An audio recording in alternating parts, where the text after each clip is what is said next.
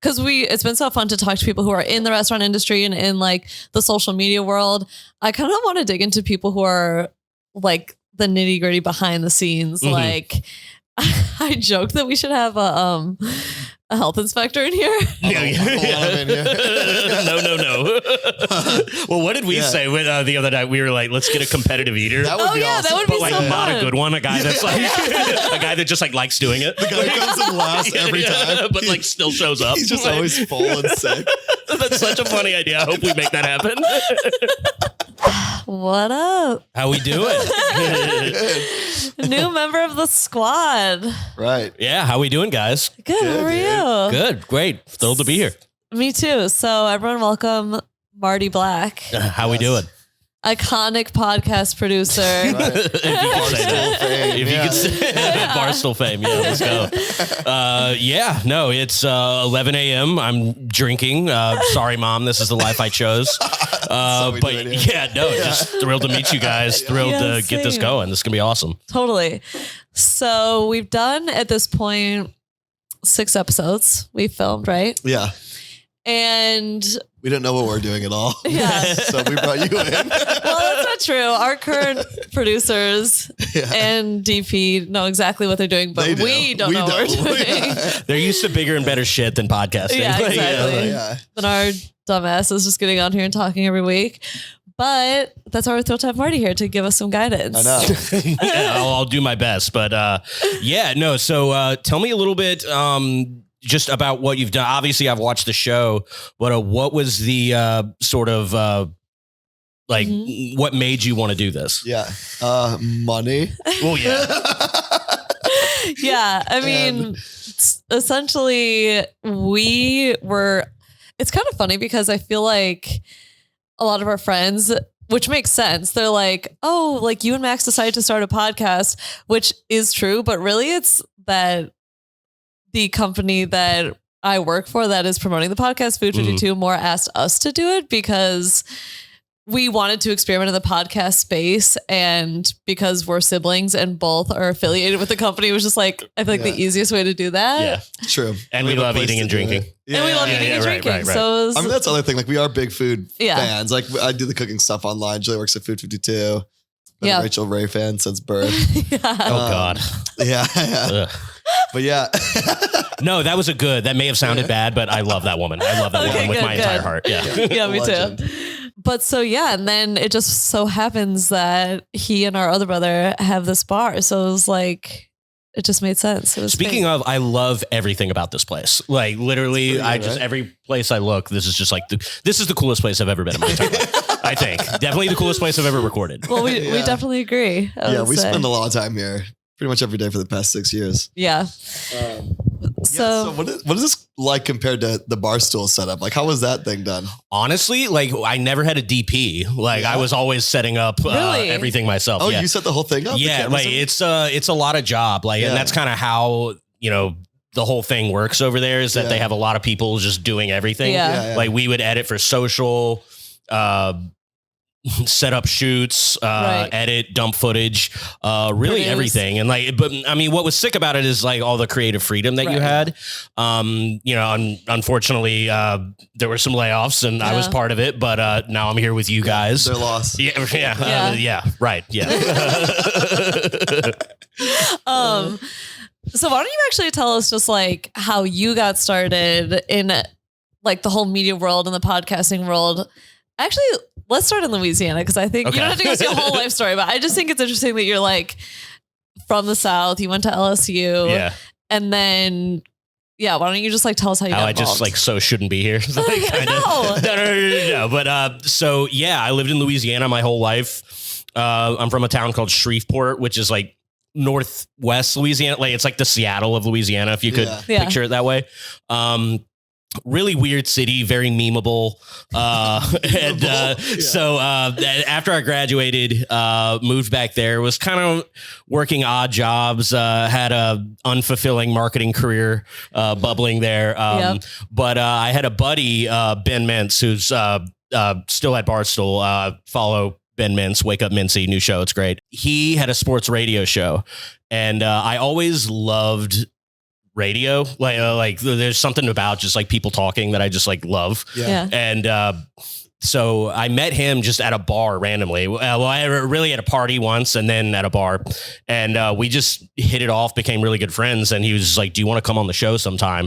And I was just like, yes, more than anything. Like I just been waiting to talk into a mic. Yeah. And so I started doing that and started doing it more and more, like to the point where I was kind of neglecting my other job. Yeah. And then COVID happens.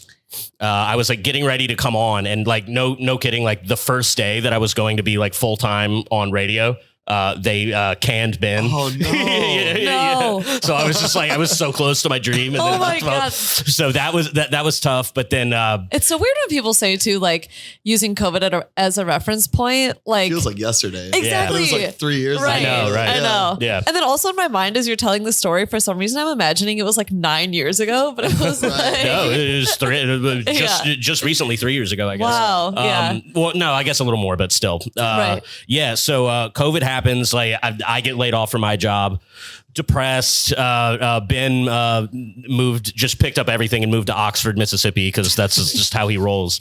And so I went up there because I had nothing going on. We just like partied for a week, and I was like, why don't we just still do the show, put it on YouTube, and like just see what happens. Like he had developed like a pretty decent sized audience, I mean, mid-level, town. Right. And so we did, and we I learned how to edit, put everything on YouTube. Like we recorded like just on Zoom, like nothing crazy, and started, picking up steam.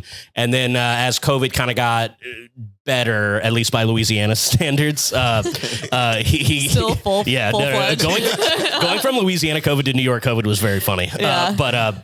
So he ends up getting hired at a radio station in Baton Rouge where I went to college. And this is the kind of guy he is. He managed to get me to come along for the ride, and like what we had done on YouTube was like their excuse to like hire me, bring me on in a digital role. So I was doing that, and I was thrilled. I was like, okay, I get to live in Baton Rouge again, and like this is great. Did that for like 3 months. Shout out 104.5 ESPN Baton Rouge, by the way. Gotta plug that. Jimmy, you're the goat. And then we just randomly we had a video go crazy viral. It was just Ben reacting, like Ole Miss beat Kentucky in overtime. Yeah. And I just like had the wherewithal, like, okay, I'll take this video, put it on our socials. Oh, so it wasn't even part of like the show you're doing. It was just like yeah. And then I think I went and worked like post game, like because it was a game day. And then like woke up the next morning and I had like 80 text messages and I was like, what? And Dave Portnoy had used the video on his thing. And Ben was doing a radio show that morning. I waited until I knew he was done. Then I called him and I was like, hey, this is kind of crazy. What happened here? And he was like, dude, you don't know the half of it. Dave Portnoy just DM'd me and said, I want you to come work for me. And I asked if you can come too. And I was just like, what? Also, that's how it all kicked off. It was crazy, man. Crazy. Like no one ever really gets that lucky. Right. Yeah. And wait, did he already have Ben? Did he like, because you said like the show that you guys are doing was like picking up steam on YouTube, but, which is like not easy to do. So did he already have kind of like a reputation from doing radio? Yeah, totally. But again, a very small market. Yeah. Yeah. So it wasn't the craziest audience in the world, but like for someone doing radio in Shreveport, he had like 5,000 followers on Twitter, which is like good for that, I would say. So he had a small but loyal following, and I think that's kind of why Barstool like made the decision so quickly, because they realized that. Right. Yeah. So all of a sudden, like one clip that blew up. Yeah. And then they probably went back and watched some of them. And probably asked like a couple people that they knew in the area, like, hey, what's this guy like? And they gave, good reviews. And I mean, it was crazy when I think back on that day. Like, that's amazing. Honestly. Yeah. I mean, no one's life just really changes overnight. that quick. Yeah. And literally overnight. Yeah. And it happened to me. What year was this? This was 2020. This was, this was October of 2020. Right. And then, like 2.5 weeks later, I was on a plane. Whoa. Yeah.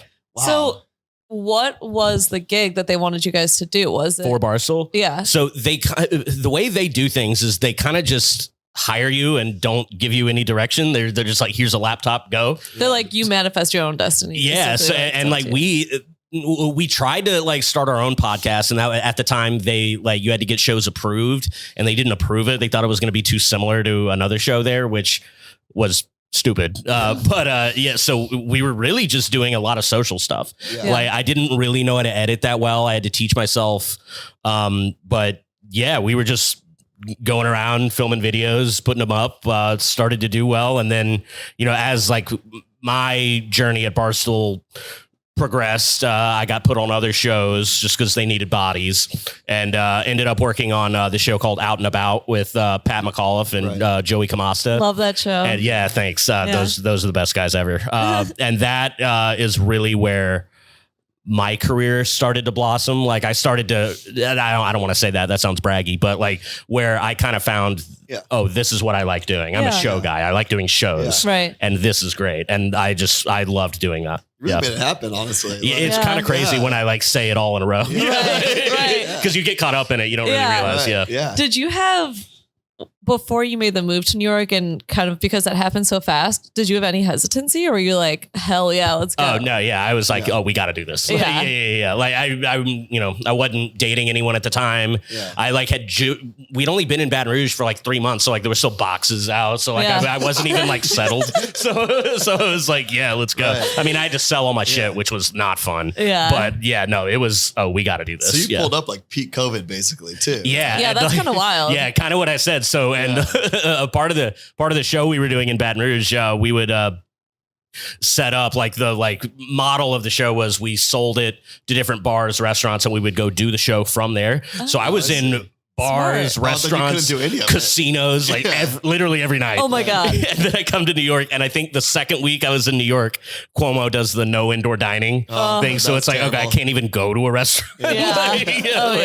And so it was definitely like people were wearing masks on the street. And like that was certainly not a thing in Louisiana. So I mean, we would sit literally outside this bar in December, freezing cold, just to like do something, drink a beer, and like be with our friends.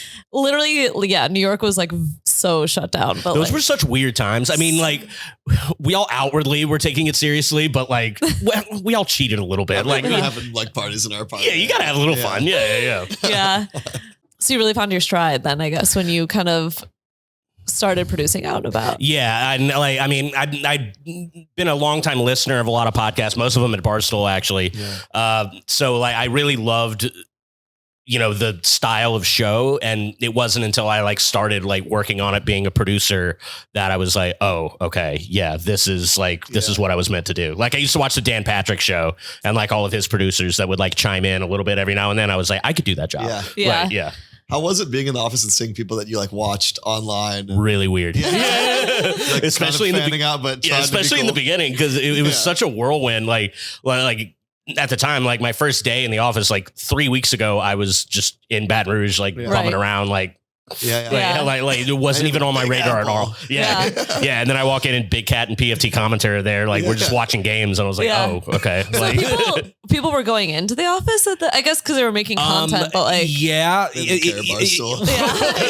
don't want to say that, but we were going in. I mean, we were everyone got tested twice a week. So like definitely following the rules, but we were in the office. Yeah, that's pretty wild. I feel like no one was going to the office for a little bit there, right? No. Yeah, it just wouldn't have worked without people being there. I don't think I mean, it just wouldn't have been, it's not the same. Yeah.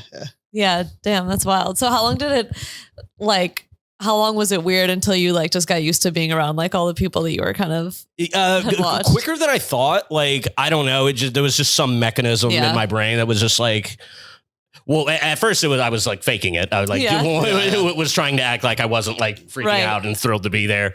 But so it was definitely fake it till you make it for a little bit. But then it was just like, no, if you ever want to belong here, you have to act like it. Totally. And that's just, I kind of just, I was lucky. The mechanism in my brain just allowed me to do that. Yeah. It's so funny. Like with the work environments too, like I used to work for this Netflix show, so like being in entertainment, and we would have like celebrity guests on and stuff. And when you're in the work environment, like no matter what or who's around, you just don't want to be working. So like you just like don't care as much about the people, like even like people you're a fan of or whatever. Like it's cool for a second, and then you remember that you're at work and you're like, God damn. I'd rather just be at home right now. Yeah, like I remember like I was just sitting at my desk editing like one time, and like Blake Griffin walks by and I was just like, okay, like, all right. Like, I just have to act like that means nothing to me. Like, they used to happen in Vice all the time. I just remember like sitting at work on my computer, and I just hear like this voice. I turn around, Snoop Dogg just chilling. That would be a hard one for me to stay calm. Yeah. Like, I'm like, I guess I just turned back around. Typing. Wait, tell me about Vice. I mean, you were there in such a cool era. We talked about it a little bit the other night. It was fun, man. It was like early days of Vice when it was like small and like, you know, everyone could fit in one big conference room, and like there was kind of just like anything goes type of vibe. Hey, you're gonna go to Iraq tomorrow? Like, that's what the meetings were like. They'd be like, so what's going on? They would give like some 22-year-old kid like $5,000 in bribe money and be like, go to the Congo and like bring a camera and figure it out. Man. Crazy. They got some great stuff that way, but it's sort of, you know, it fell off a little bit. I think the change of management, the whole thing is just kind of a mess. Yeah. I mean, they're bankrupt, so that's what it is. Well, it's just the corporatization of everything. Ends up.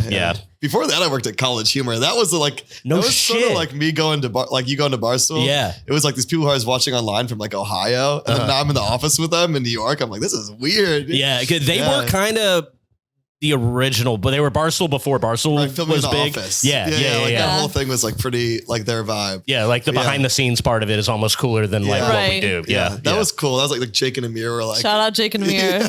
Still a fan. That's so fun. Yeah, it was cool. It was cool. But I don't know. That's so fun. Now we're here. Now we're making our own office. Yeah. Soup and salad. I know. There's gonna be people that come to this bar and go, whoa, that's those guys on the podcast. Well, what's cool about this? I doubt it. I don't think so. No. I think they will. My producer brain, like this is such a unique background. Like no other. If you're watching this on TikTok right now, like you're not going to see this anywhere, so you're going to remember it. Not. Yeah, this is also ever changing. Yeah, people think that like.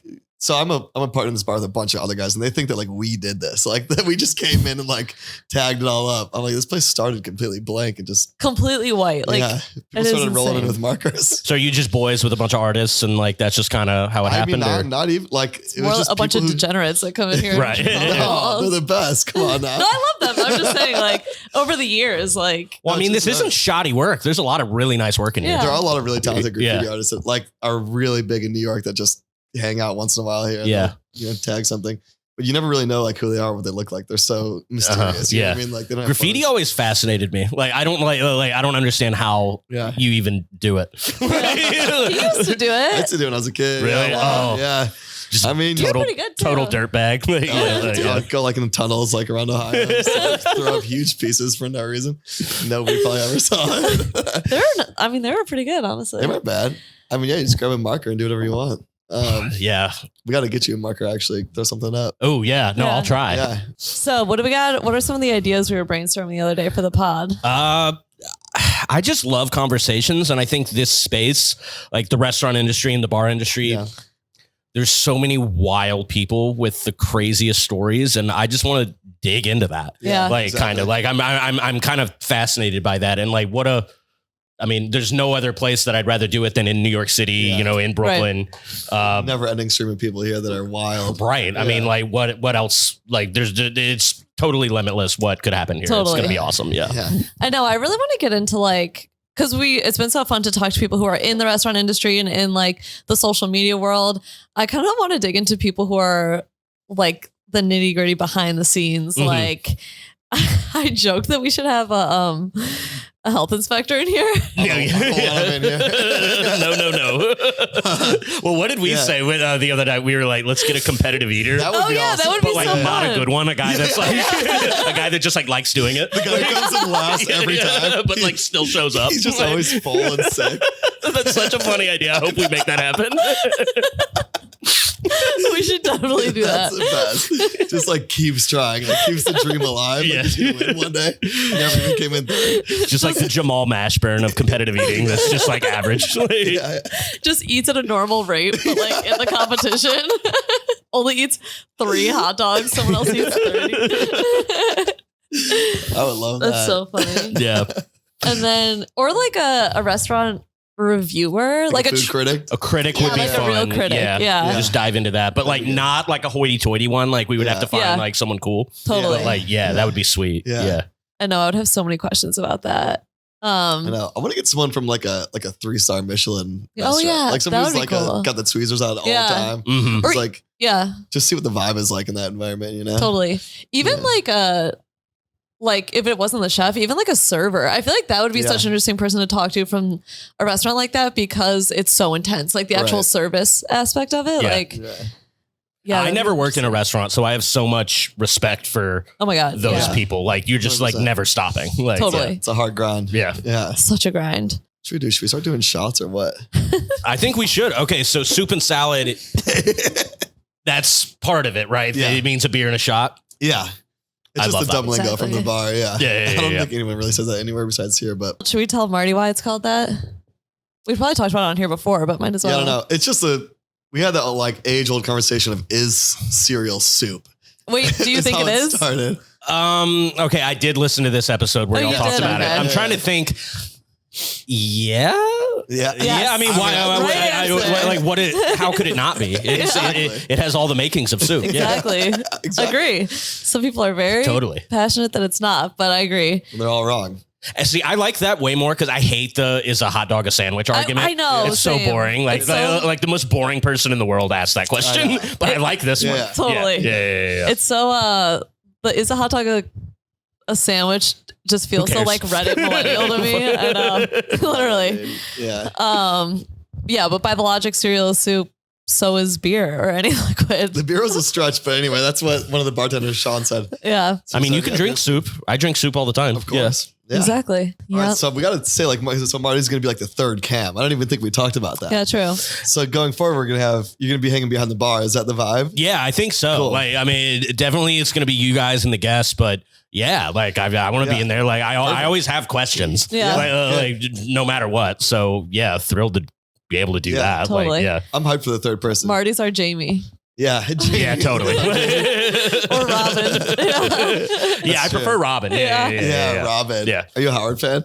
I was not as much as I probably should be. Yeah. Like that would have been something I like had to hide from my parents that I was watching. Totally. Yeah. For sure. But I mean, how can you respect not? the fuck out of what he's done. Yeah. Right. And still doing. Like, right. Yeah.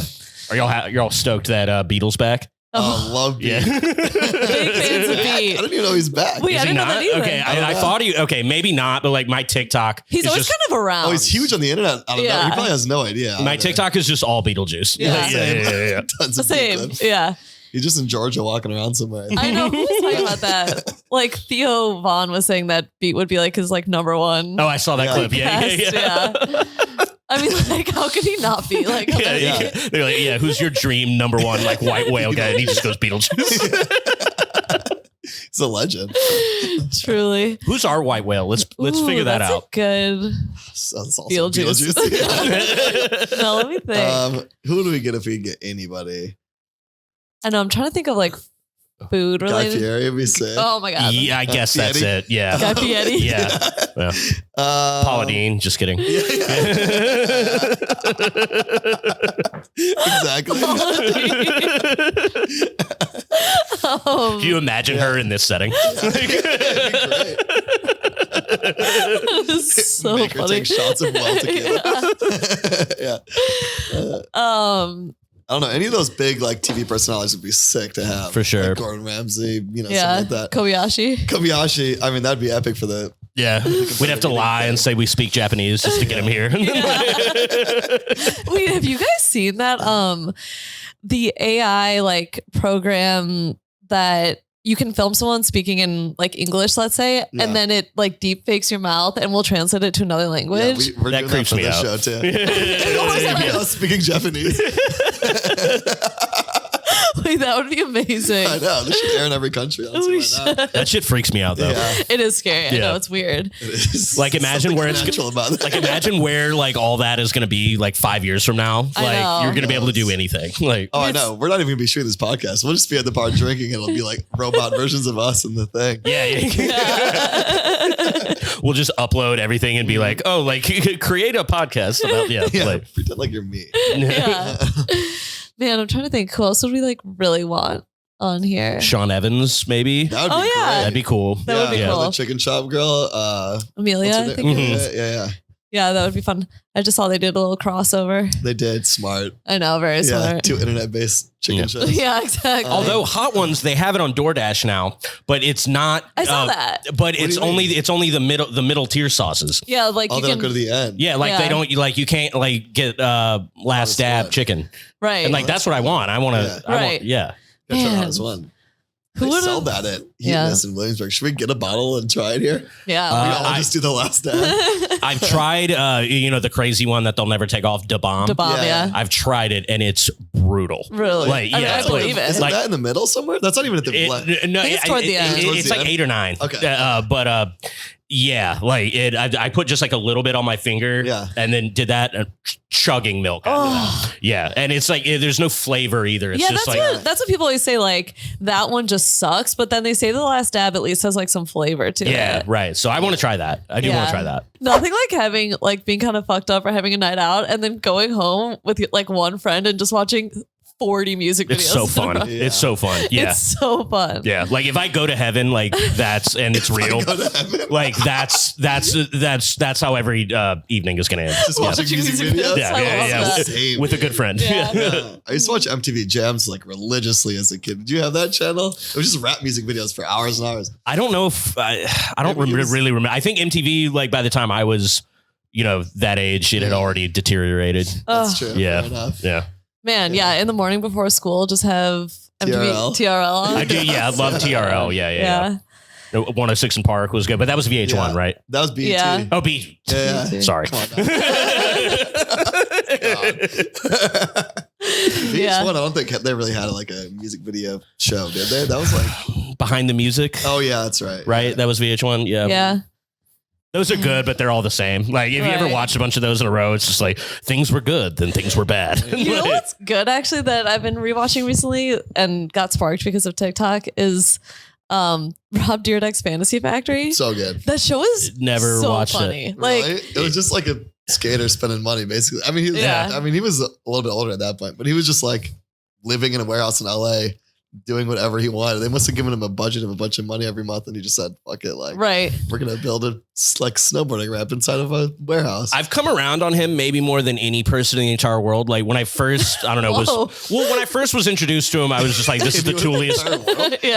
Maybe not the entire world, but like, I was just like, "This is the tooliest guy ever." I hate him. But like, as like, I don't know, I just consumed more stuff. I was like, you know what, this is cool. Like, what if I had this much money? It's probably totally. I might dress a little different, but like, this is what I would do. Yeah. Like, at the time, like when I was like 13 watching it, I was like, this is stupid, but watching it as an adult, I'm like, that's sick. He just got all this money and did the dumbest shit ever. Just trolling his exactly. friends. Yeah. So funny. What was the best MTV reality TV era show? Like in terms of Room Raiders? Oh, next Date My Mom. Date My Mom. Those shows were disgusting. Room Raiders. Yeah. I love Room Raiders. Yeah. It was always a girl like, oh my God, there's porn in here. Like, she's all over your bed. Yeah, the black light. I forgot about that. Whose fucking idea was that? So sick. And they would break into their houses like in the middle of the night and make throw them in a van. They'd put a bag over their head. Like, oh, what? Like, why is there a film crew here? Fit My Ride, dude. Also good. Those cars, like, I wonder if anyone like still drives their Pimp My Ride car. I think there's been like people, like many people who have come out and been like, they just destroyed my car. We'd always do this bit with Mike where it'd be like, oh, like, you love Italian food? Guess what? We filled your airbags full of spaghetti. It's like, that's the whole show. I remember one where they put like a juice bar in someone's like trunk and like makes no sense. There's like a hot tub in one of them. So practical, like you like juice? Now you can make juice in your trunk. Like I drive that thing home. They're like, what the fuck do I do now? It's like guy had like a whole like SUV. They took out every single seat and put in subwoofers. He's had one seat left in the driver's seat. Honestly, that's sick. If that ran, I would drive that. That is so funny. So dumb. I think that car is in Bushwick now. I know. Oh my God. Okay, now we're just going down memory lane. I know. Yeah. What have we been talking about? This is why we need someone to help This is us. just fun for me. No, this is the best. Yeah. I think this is a good episode. Okay, so everyone's met Marty now. Yeah, I know. Yep. Yeah, this is fun, guys. I'm so Welcome, excited. Marty. It's party time. Yeah, Party Marty. Wait, we didn't even say. One of my fiance's friends called me that. When I actually love this guy now, but I didn't like him the first time I met him because he kept calling me that, thinking it was so funny. I mean, like now that I know his personality, it is kind of funny. But like the first time I met him, I was like, "You fucking dickhead." Is your fiance gonna like this show? The fact that you're, I think you're so. drinking Yeah, in the morning. and maybe not that part, but like she's very into food and very into like she honestly. Oh, I can't believe I'm just now saying this. She has an Excel sheet of like every restaurant she's been to in New York City, and like does like used to do like a monthly newsletter. Like, oh, this place closed. Really? This place is. Oh my God. Yeah. I got to get you guys on it. Letter. Yeah. We'll make it a part of the show for sure. Sick, absolutely. so cool. But yeah, we didn't even say your handle, Playboy Marty. Oh yeah, on Instagram at Playboy Marty _, Twitter at Martin Black 20. Yeah. And Follow me wherever or don't. the exciting thing is that Marty is going to be in the show more, like kind of behind the bar, but he's a new character of the Soup and Salad Pod. Love it. Yeah. Which we're so excited about. All right. Well, cheers, bro. Cheers. Let's go. Cheers to that. All right. Soup and salad. Yeah.